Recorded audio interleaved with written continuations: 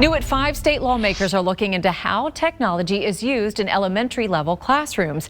After putting a bell-to-bell ban on cell phones in schools, they're now studying how schools are using tools like Chromebooks and artificial intelligence and whether it's helping kids learn or not. Fox 23's Devin Lyon joins us live in studio. Devin, you talked to lawmakers behind this latest effort.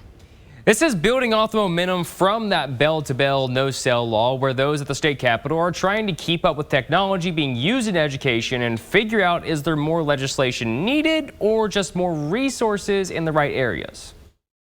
So this one is really just a conversation to take a beat and really assess how we're using technology in the classroom and whether it's working. State Senator Ellie Seifert and Representative Chad Caldwell are behind the new law banning cell phones from classrooms. Now they're turning attention to Chromebooks, screen time, artificial intelligence, and how much those tools help younger students learn. I also didn't want to just be, against technology, but I do want to be pro-learning. And so this interim study was sort of diving into how do we learn best. Lawmakers were shown data from the American Enterprise Institute. It shows about 55% of students spend up to 4 hours a day on a school-issued device.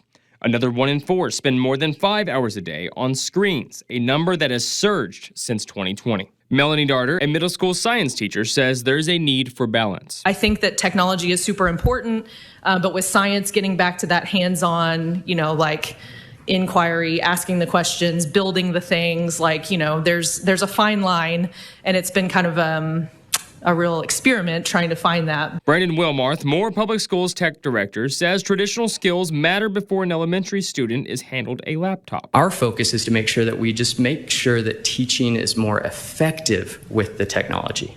How does teaching and technology blend together? And I think that's another key word, the blend. Senator Seifert says the next step may not be more restrictions, but rethinking where the money goes. But how does it move the needle in comparison to other things? And so we just kept coming back to maybe we don't spend as much money on some of the softwares and platforms, and maybe we invest that instead in reading coaches or literacy specialists or reading specialists and things that we know that are working. Maybe not the flashiest, the more traditional route, but the way that kids learn.